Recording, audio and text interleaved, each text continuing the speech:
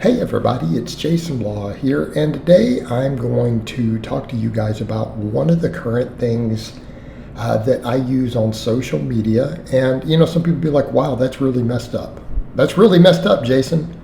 But because I have 25 years of experience doing this, I coach full time.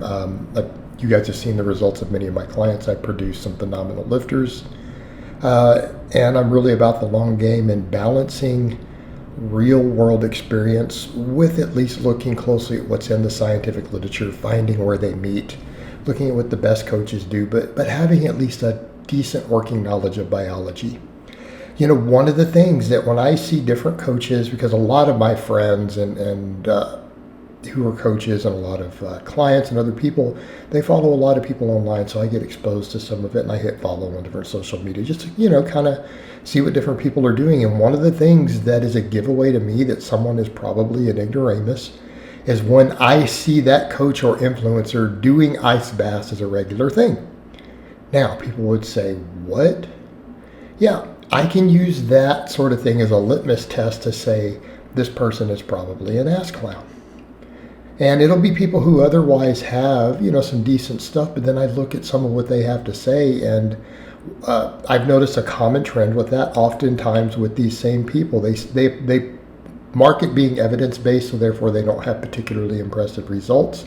Like that's something that I'll see, and it's like, okay, well maybe they know what they're talking about. Maybe they just have, terrible genetics, and that's why they haven't gained much muscle or strength, and maybe they have a body disorder, because sometimes it'll be women who probably stay a little too lean. They still don't have enough muscle to really be talking about muscle, but that's cool. I digress.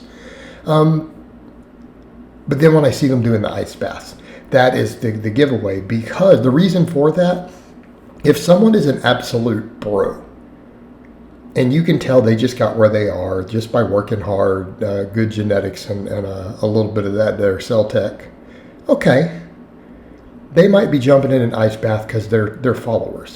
They follow whatever trend is going on. They don't care about science. They don't know about science, and that's okay. It's fine. They still might have a few good tidbits.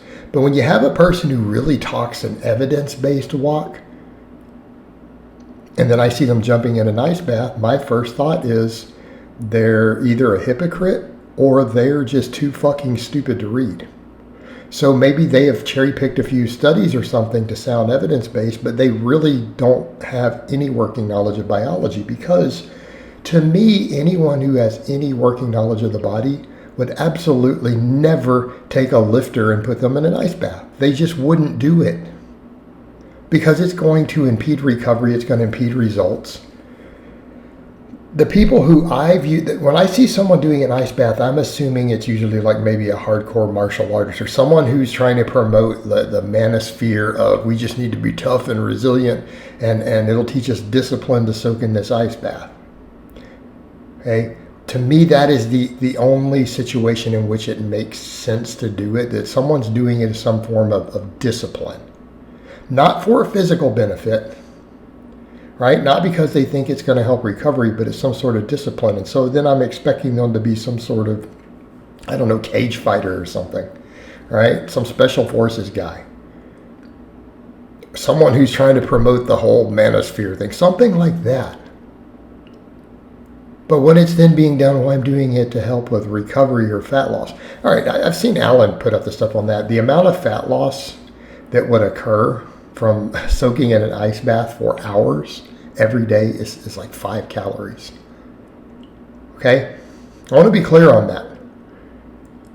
Spending the same time that you spend in an ice bath taking a very leisurely walk, just a casual walk down the street at a really slow pace, just a little shuffle, will burn probably 10 times the calories the ice bath will per minute. So anyone who's trying to talk about it for fat loss is fucking stupid. All right, number one, let's just get that clear. All right, number two, they can't do basic math.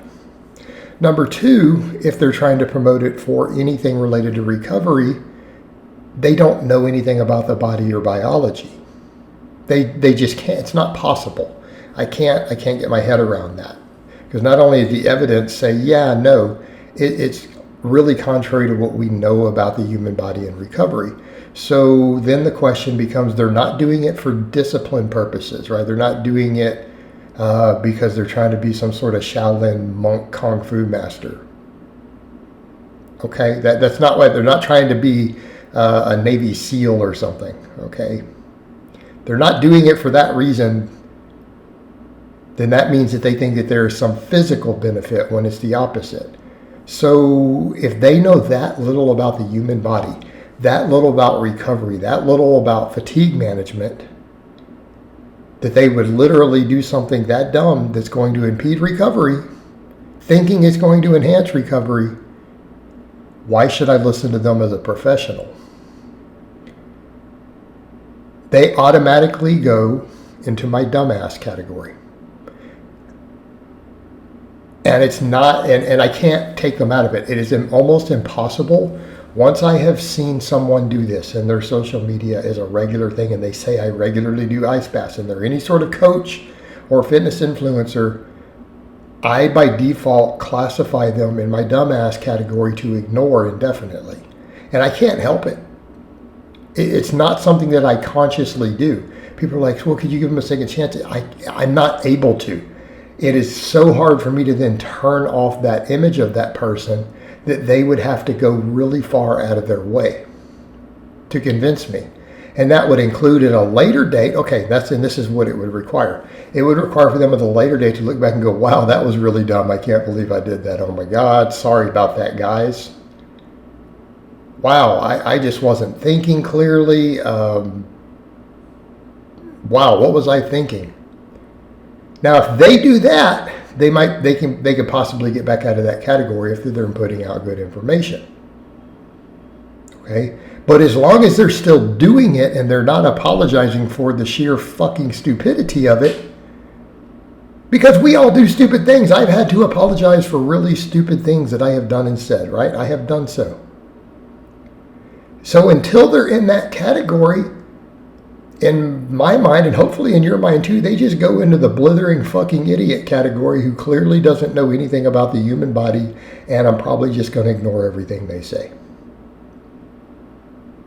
Okay? They're right up there with the people that tell you that humans store carbohydrates as subcutaneous fat at some sort of high rate.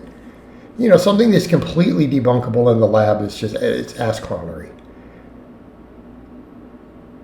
Right? They fall into that category. Or they're in that category with a flat earther at that point. Because it's that bad. It's that bad. So that's just how I view them. Okay, rant over. All right, guys, well, that's really all I have to say on that today. I hope it's been informative, and I'll talk to you guys next time.